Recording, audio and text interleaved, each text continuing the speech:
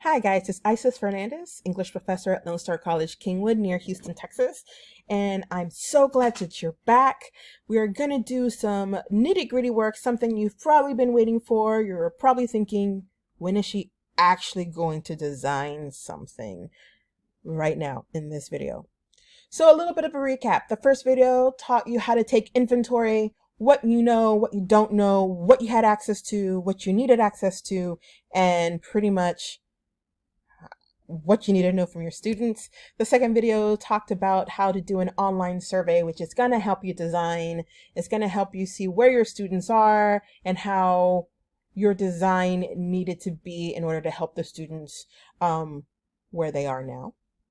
And of course, the third video talked about this wonderful thing. It talked about how to actually plan out your module. It talked about looking at your syllabus or looking at the modules that you currently have if you're a hybrid class like we are, and pretty much counting backwards.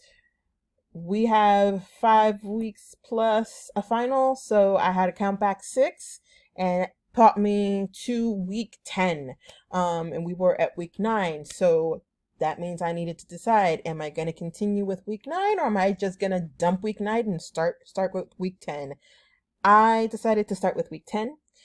And so here we have what I like to call my guiding module. What all I want to put in a module, and in the order I kind of want to put it in. And as I said before, there's more than one way to skin a cat. This is how I tend to skin the cat. So I can actually take some things out if I need to. I can expand some sections if I need to. I can make it shorter, make it longer, depending on the students, depending on the lesson, depends on so many things. Right? So I'm going to take you to D2L, which is our learning management system. We use Brightspace. And you may use Canvas, you may use Blackboard, you may use Google Docs, whatever you use. It's kind of the same in theory, but definitely I want you to talk to your instructional design folks and your IT to make sure that you can do all the things. So let's get started.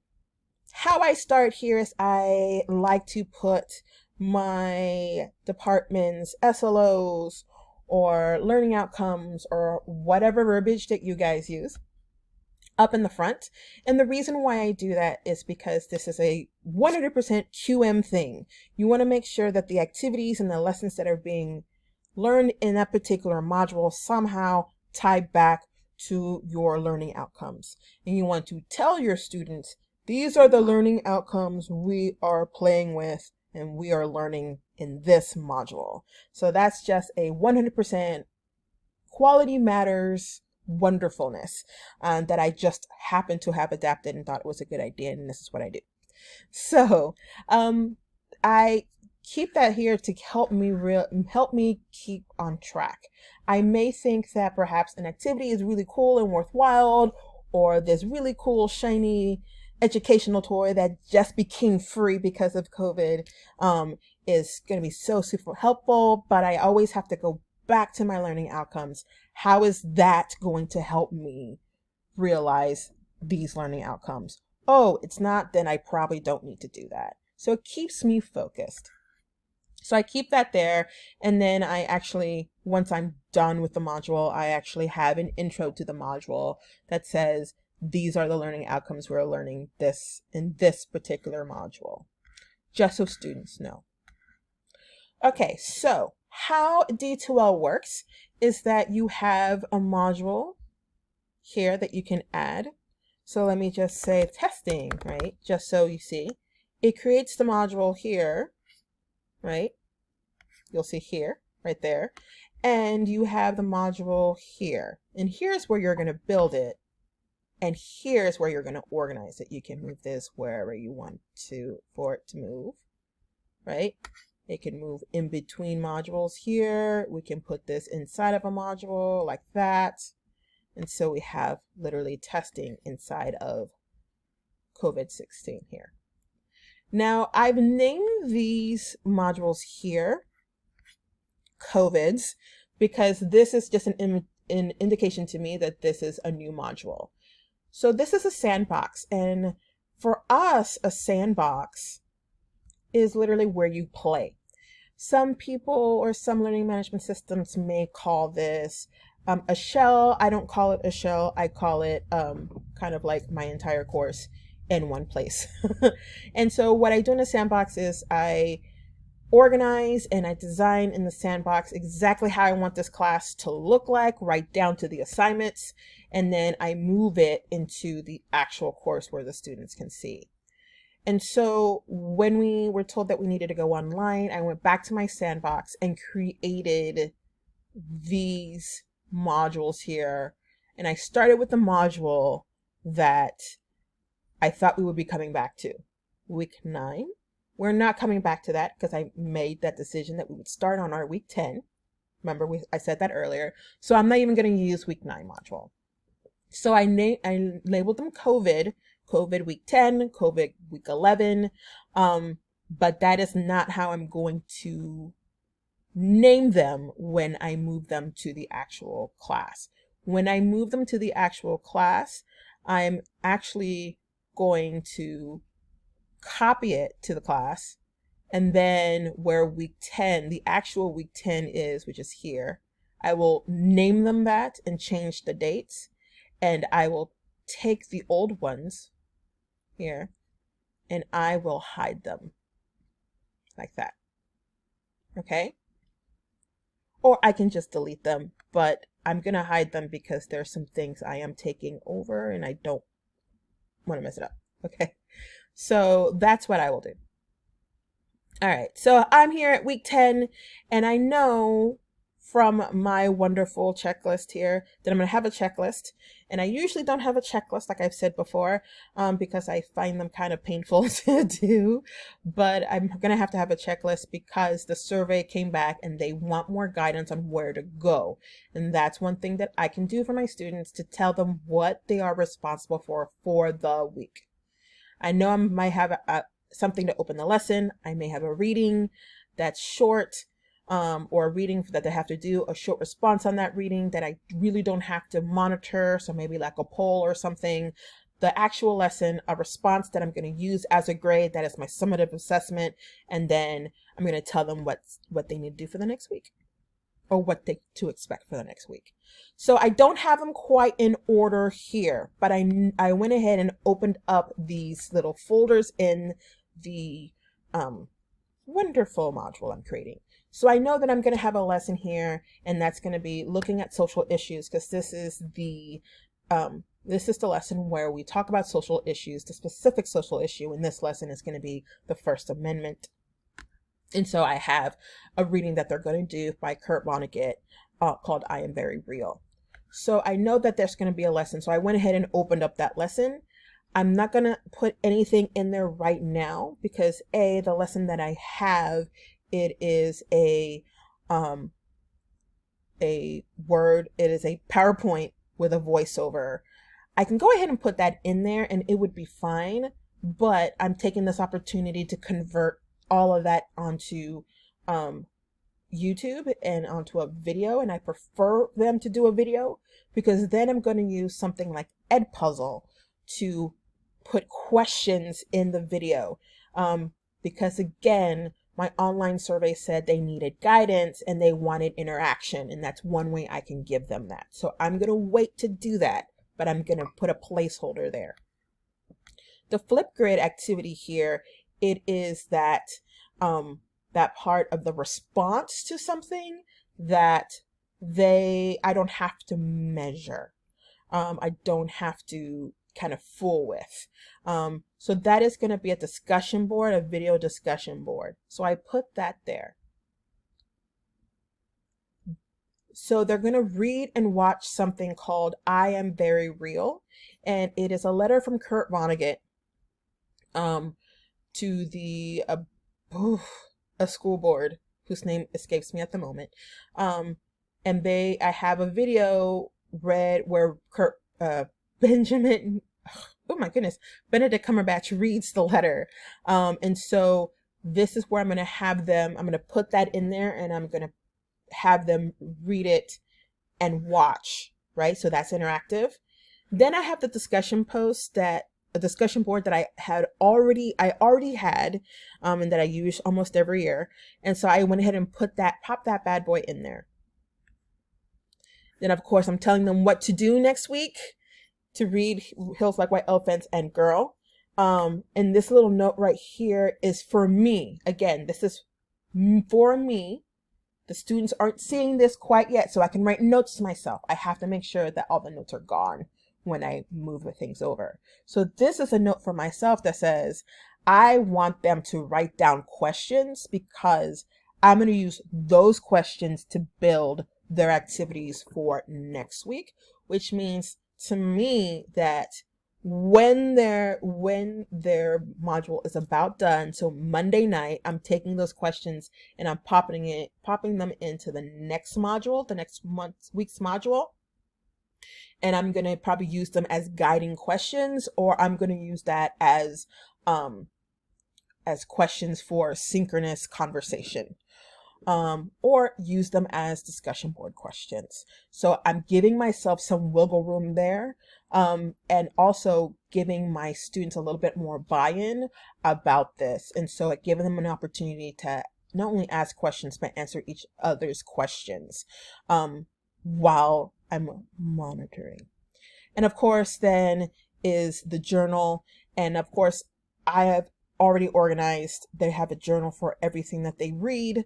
It's a 2-paper journal. So that gets them writing. Of course, I'm an English teacher. I want them to read and I want them to write. And so that's already there. I'm going to go ahead and delete this because I want to show you how I do this here. If you are on D2L, how you take an existing activity.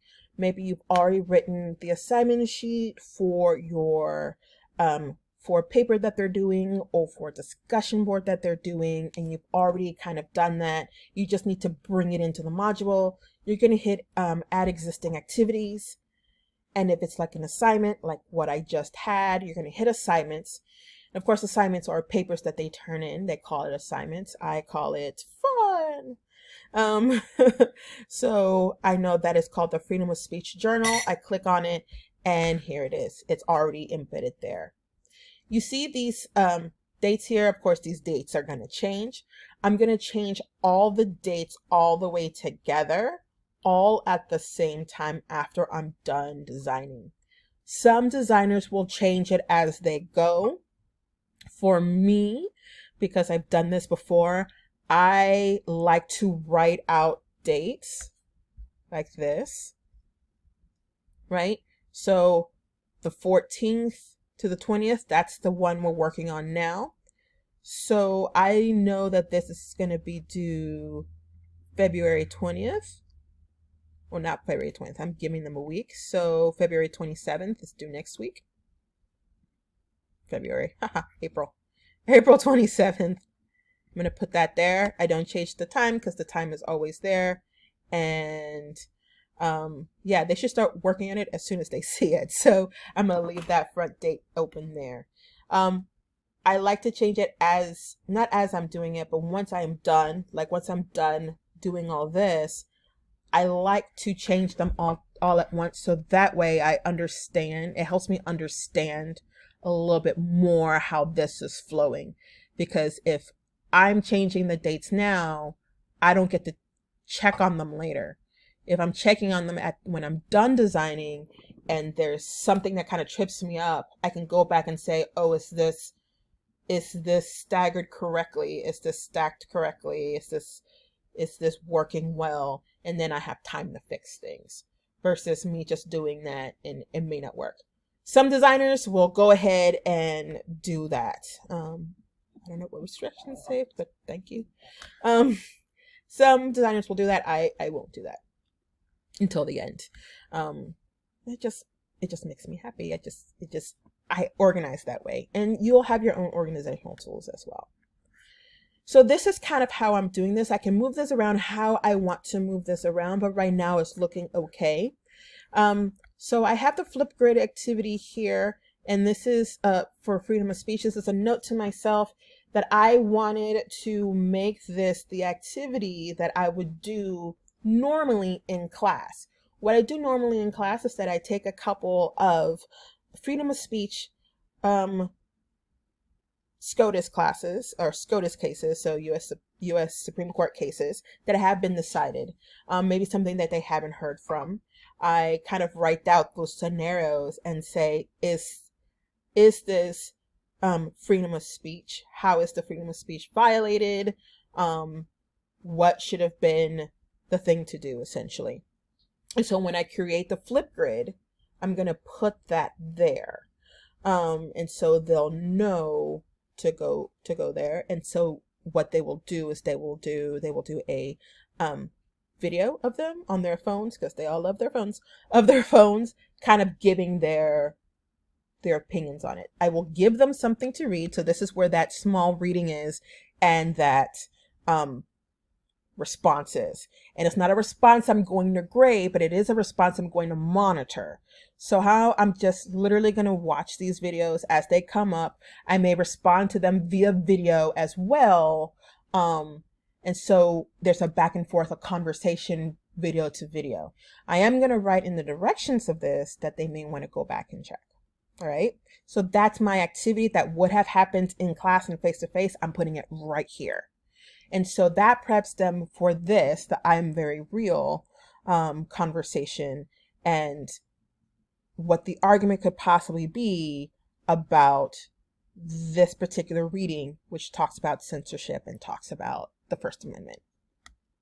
And so that's how I'm setting this up. Done. That's my module.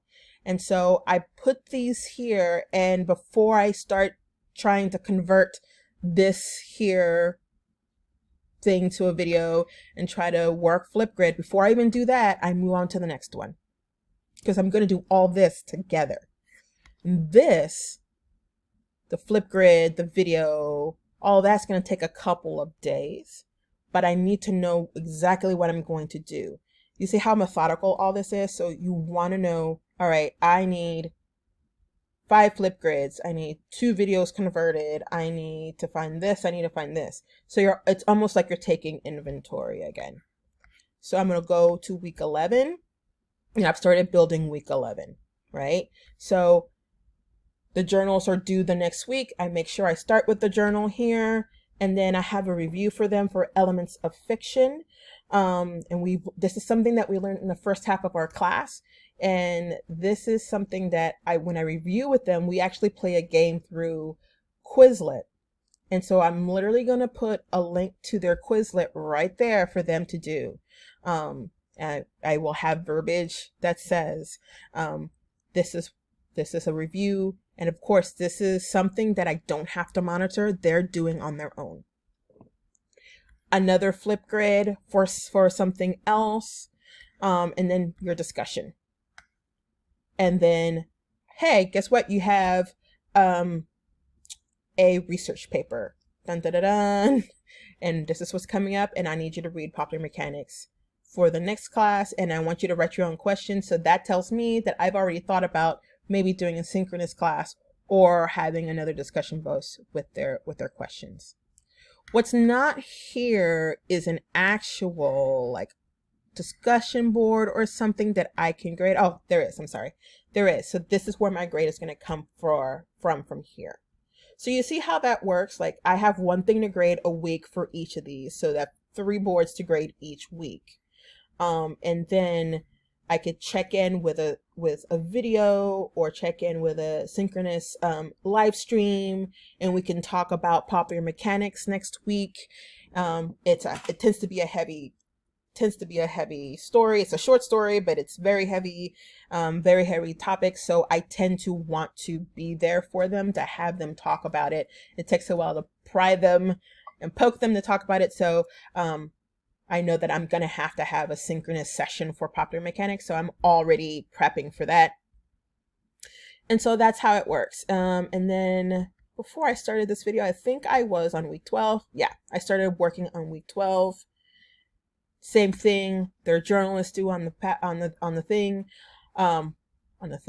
Their journal is due for what they read last week and talked about last week. It's due this week. It's the first thing, so it's literally step 1. And then I have a poll did the baby die in this particular story? And I'm just going to have a Mentimeter poll there. And that's something I don't have to really check on. I'll do my lesson on popular mechanics, a discussion board on symbolism. It may not be a discussion board. That may be one where they actually use Adobe Spark. And they use visuals, and them explaining what the visuals in the story symbolize. So that could be something. And this is how I would actually do it in class. So this is my online component to how the class would work. And then what to read for the next week.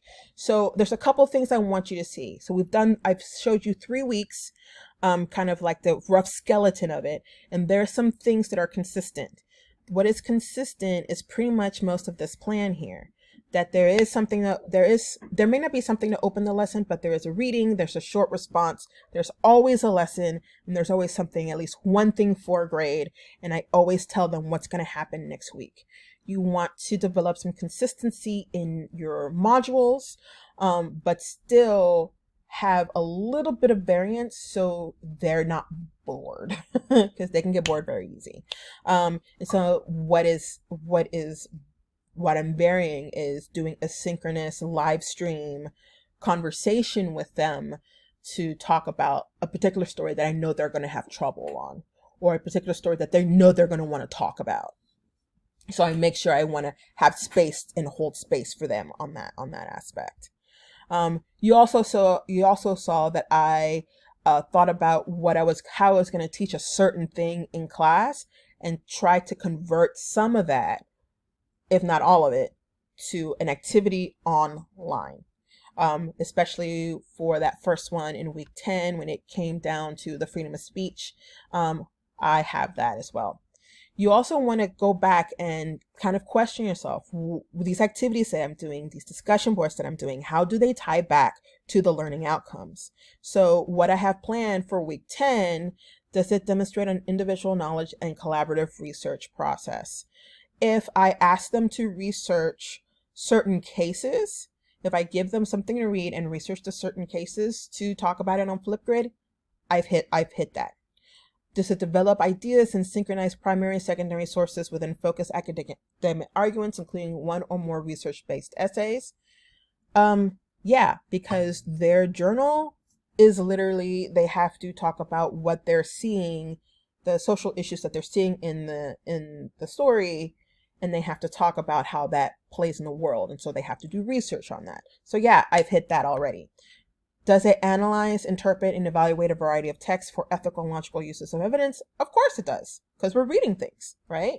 We're reading the story and we're reading actual information from SCOTUS that says, this is a violation of freedom of speech. Yes, why not? Why it is XYZ.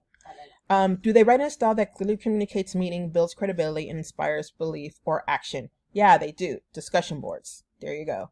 And do we apply the conventions of style manuals, academic disciplines, like MLA, APA, MLA? It doesn't, because they're not doing a paper. However, I kind of tell them that they need to do this in their journal anyway. So it does. Kind of, sort of. That one actually is more for the next module. And of course, do they use the critical thinking skills? Absolutely. Communication, is it effective written, oral, or visual? Written and oral, absolutely. Does it include teamwork? No, because I have not put them into groups yet. There is a way to put them into groups in D2L. I haven't put them into groups quite yet, but I can in future modules. And of course, to include the ability to connect choices, actions, and consequences to ethical decisions. Absolutely. So I have hit most of these in this one module. You're not going to hit all of your learning outcomes and all of your focus in all one module. You'll probably hit 2 things. You'll probably hit 3 things. This just happens to be a very extra special module where I hit most of the things. It's usually not like this. I usually hit 2 or 3 things, but it's there. And so when I have this intro here, I'm going to put that there. I'm going to write the verbiage that says that. Let's go back to these things, because I want to make sure that I have a checklist. I haven't put a checklist in here yet. And of course, this is to remind me I need to put a checklist in. So I have a checklist and I want it to be the first thing and I don't want to forget about it. So I'm going to move this up. Of course, I'm taking the long way, but you can actually see this on the left-hand side. You can actually move it up. That way it's easier. Move this up here. And there it is. The checklist is the first thing, right? So I'm going to have a checklist here. I can do the checklist a couple of ways. I can actually have like a Word document that says this is the checklist for this week. I can actually create a new checklist by doing this. And you could create a checklist here. And add a list. Here you go. Check week 10. First thing, step 1 is this. And then you write what it is. And what's great about this is that you can input things. You can actually link things to this checklist. So they can go to the checklist and then hit the link and go to the actual thing. Why I don't like this actual setup is because you have to add these due dates here. You don't have to. I personally don't. Everything's due at the end of the module, but something like a journal or a paper, I have to put the due date there, and it's not synchronized to the assignment. So if you forget to change the due date on the checklist, students will catch that. So what I may do this time though is just do a Word document from my OneDrive and just put it there, because I know that's easier to change for me as an individual professor. Or I may just do a file here and just write it here, which actually would be really good for accessibility issues reasons. So there you go. That's a really long video, the longest video of all these, and how I'm designing this course and how this is all flowing together. I hope this is helpful, and these series of videos have been helpful. I genuinely like teaching online, so I think about this stuff all the time. If you have any questions on all the things, let me hear from you, and I'll see you later. Bye.